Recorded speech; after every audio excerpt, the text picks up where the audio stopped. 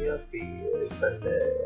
على ايدك الشمال او الافتراض دي عندك ليفت عندك السبيك تول او الزوم، وعندك هنا الحاجات دي كلها مخفية أو يعني مش واضحة عشان انت ما اخترتش حاجة وعملتها عليها. يعني مثلا انت لو دخلت هنا كده واخترت السهم الطلبة هنا مثلا هذا الحاجات دي عندنا هنا 5 حاجات لو ما اخترتش الأربعة كلها ما بيظهرش 5 حاجات. لازم تضغط عليها كده وتختارها يظهر معاك الطيب، يظهر معاك واحدة وثلاثة. طيب أنا دلوقتي مثلا عاوزين نعرف تاب يعني اضغط حلو. يعني مثلا احنا ضغطنا على ايه، على الصورة دي أو اللي هي البروفايل مثلا في الابليكيشن، ضغطنا هنا ده التاب، اخترنا تاب أول حاجة، وبعدين الطيب أو الأكشن هنا اللي هو الفعل اللي هيحصل وانت لما تضغط على الحاجة دي.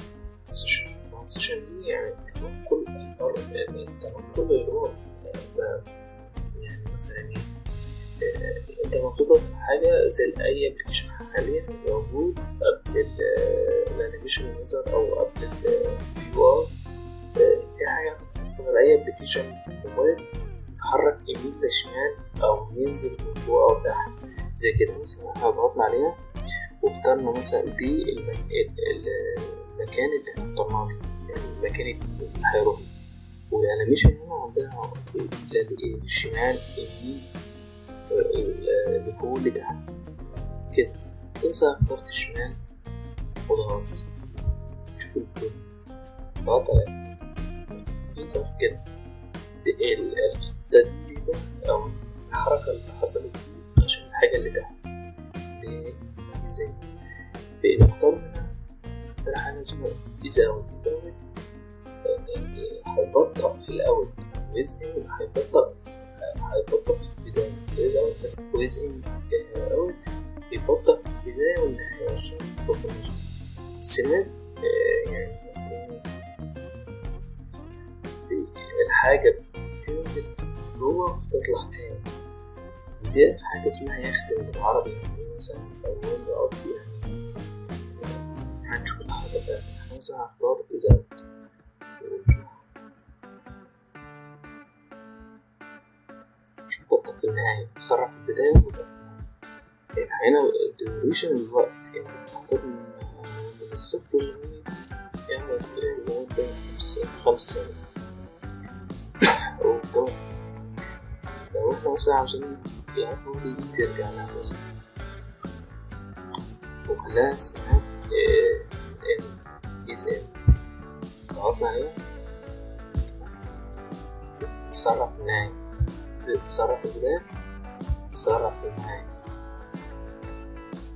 حلو حاجة مثلا نختار له التروبي دي يعني ساعة بتسحب بس هنضغط على دي ونضغط كده لكن هي مفيش حاجة بتسحب كده ساحب وتضغط كي شوية فرق وتسحب. ايه تاني مثلا حاجة تاني نعمل ايه اللي تحت دي يعني حرف مثلا حرف الانت هنا مثلا هنا هتضغط هنا كده هتضغط كده، لكن هنا مفيش حاجة مش هتعرف تضغط تحت انتر كيبورد. التالتة دي مش هنعرف نستخدمها اللي هي الفويس الصوت، بس الصوت مش عربي مش كلمة عربي يعني الصوت هي الحركة اللي انت عاوزها. خلينا في التاني التايم انا هعمل تاني ماشي بقى كده لازم تختار عشان نظامه بالتايم وبعدين نختار التايم عندك كده لازم هحدد دي هو التأخير يفضل يستنى دي وبعدين يتحرك. دلوقتي الديوريشن بتاع الديوريشن ده يختلف عن الدي والأخر، يعني يستنى، لكن الديوريشن وقت التحرك المسافة اللي هو خدها. لكن مثلا يعني لو في شخص هيروح لشخص، الشخص الأولاني ده هيستنى 5 دقايق دي ديلي، وماشي حوالي ربع ساعة دي الديوريشن. باختصار يعني مثلا احنا هنضغط هنا ونعمل بريفيو، بعدين ايه نضغط ايه عليه، هنستنى هو استنى ثانية مش وقت، وبعدين يتحرك الدقيقة. فاحنا ايه هنشيل دي كده، عرفنا ايه لحد دي ونعملها ايه نخليها تبقى عندنا حاجة اسمها اوتوميشن ترانزيشن. عرفنا اوتوميشن يعني الحركة اللي هو ايه يوبي طيب نقول لك اوتوميشن لابد. تعالى مثلا ايه نضغط كده عشان دي واختلاف دي ترانزيشن، لكن دي اوتوميشن. لو احنا غيرناها هنضغط على دي ونخليها اوتوميشن وبعدين نضغط كده وبعدين ضغطنا عليه اوتوميشن وزي يعني كده لطيف. الاوتوميشن ده كان كل انه هو كل حاجه عليه. المهم هنفترض نبقى اوفرلاي، يعني مثلا تعالى مثلا نعمل اختصار كنترول دي يعني دبل كليك او يعني تعمل نسخه تانية نفس الشكل. هندخل مثلا نعمل اوفر هو هنا ونفترض مثلا لو ضغطنا عليه وعملنا تاب إذا هيحصل ايه؟ هنختار حاجة اسمها الاوفر. تعال نشوف بقى الاوفر عندك حاجة مؤقتة. شوف أنا حاجة هنضغط عليها كده كليك شمال بيظهر كده. طب ممكن انت هتحطها مثلا ضغطنا عليه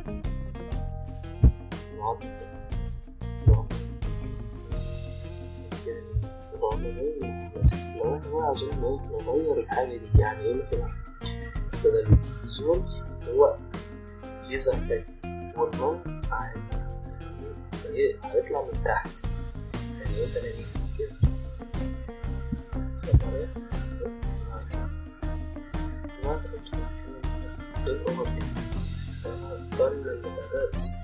سكرول بص، يعني مثلا هنعمل ايه؟ تعالى كده نعمل زوم نكبر الأرض كده.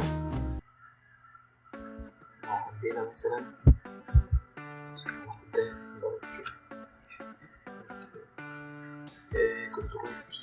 كنترول دي وبعدين تحت كده وأعمل لك أول فيو، لأن هو إيه فكر كده سكرول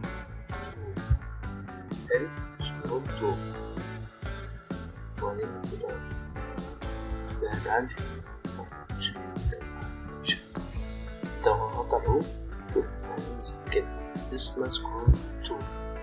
باختصار سكرول تو يستخدم في الويب. تعالى نبدأ تاني.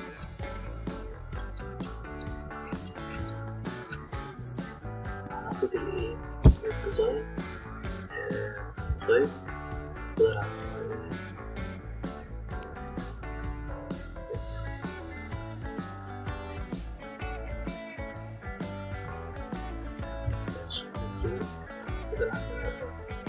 بيرجع لك وهاتوا ده الجديدة بتجيب فايل صوت كأنه أنا عامل واحد هنا تعمل أدوبي بختار ملف الصوت اللي عندي مثلا